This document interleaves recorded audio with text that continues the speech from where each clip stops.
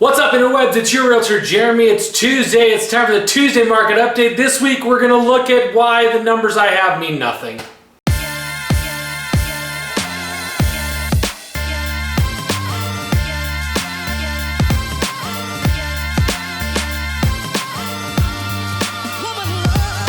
Two weeks ago, I mentioned that some of the numbers I was sharing were not entirely helpful because they're numbers from January, but more stuff that went under contract in December. So I'm not going to share most of the numbers that I usually share because really they don't mean a whole lot for what's actually happening in the market right now. So I'm going to go to a little different source. We're going to go for some data from the Cromford report, and we're also going to go for some demographic data. So first, let's take a kind of a summary look at what's going on in the market as a whole right now. Overall supply in the market is down 56%.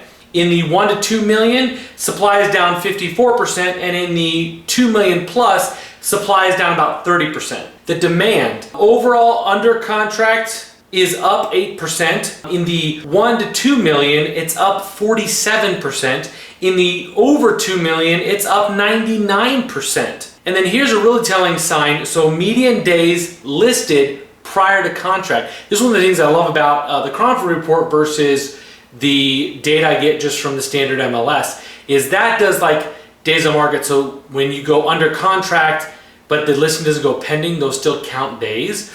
So this is saying that on average, overall in this market, 7 days from when a house is listed to when it goes under contract. In the million plus, it's 28 days. So that is super fast. That's a hopping market right there.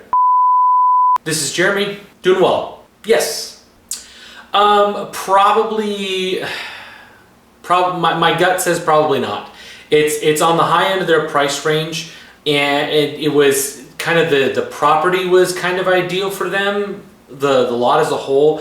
Just the house was a little rough around the edges, but I think at the end of the day, it was just the combination of those things. If it had been like pristine and at the top of the market or the top of their budget, it might have been a little more of a consideration, but yeah, so that's kind of where they're at. So I think it's probably a no for them, though they've been known to surprise me before. Yep, absolutely. Bye. All right, next thing I want to talk about is kind of the housing affordability. I mentioned in the year-end summary that the discussion this year was going to be about inventory levels and affordability. And check out this graph I've got here. Let's look here at the end between 2018 and 2021. You'll notice that the median sale price went from $259.9 to $328. That's a pretty big jump. But if you look at the average mortgage, it only increased by $23.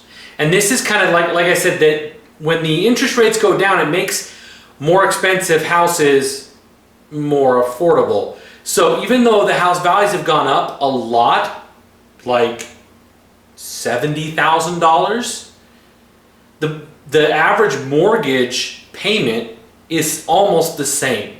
So definitely we're still in that affordable range. We're not quite getting outside of it, though these first few months of the year might push us to that edge. But definitely still in the affordable range. So that's exciting news for buyers. All right, let's look at some demographic information. Now, I've talked before about the land purchase D.R. Horton did out in East Mesa. Well, I think they're going to annex it into Apache Junction.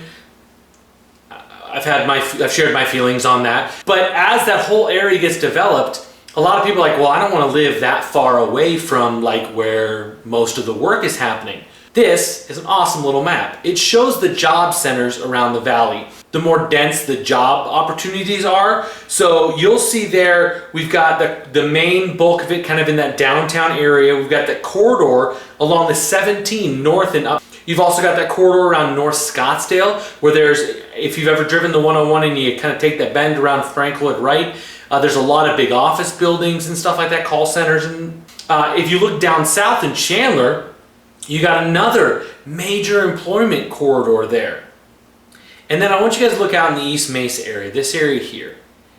You've got the corridor along the 60 where there's lots of employees, and you've got that big swatch, that big kind of light green, which is low, but it's increasing, there's a lot of commercial and industrial being built up around the Phoenix Mesa Gateway Airport. For folks that live in Eastmark or even down in Queen Creek or Santan Valley, if your jobs are there, it's not a big long commute. And they're even anticipating there's going to be more jobs similar to the corridors that you see there in Chandler along Price Road and also along the 17 in the north part of town.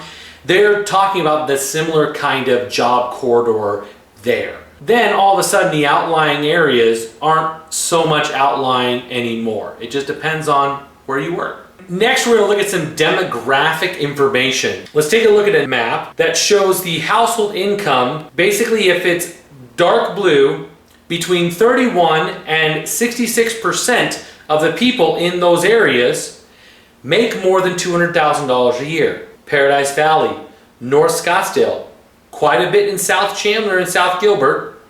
You've got that up in Peoria, again, that emerging market there. But you can kind of see what's going on there. Now we're going to switch to average home price. On this map, basically yellow is 400K, orange-ish 5 to 700, and then the pinkish, the darker-ish orange is 800,000 and over. So this is the average home sold price. Again, Scottsdale, Paradise Valley, those areas are the two darkest colors. You see South Chandler, you've got the yellower and then the darker, so that dark orange is not the completely dark orange. You got a couple zip codes there in Chandler and South Gilbert that are emerging, and that's why we're calling them emerging luxury markets. You also have that spot in Mesa and Las Sendas. And then up there around the 303 where that red line is drawn, in the North Valley, again, that's that emerging market, that emerging luxury market of Peoria. Well, that's about it for this week's market update. I appreciate you guys checking in. Next week, I believe we're going to do our normal luxury market update.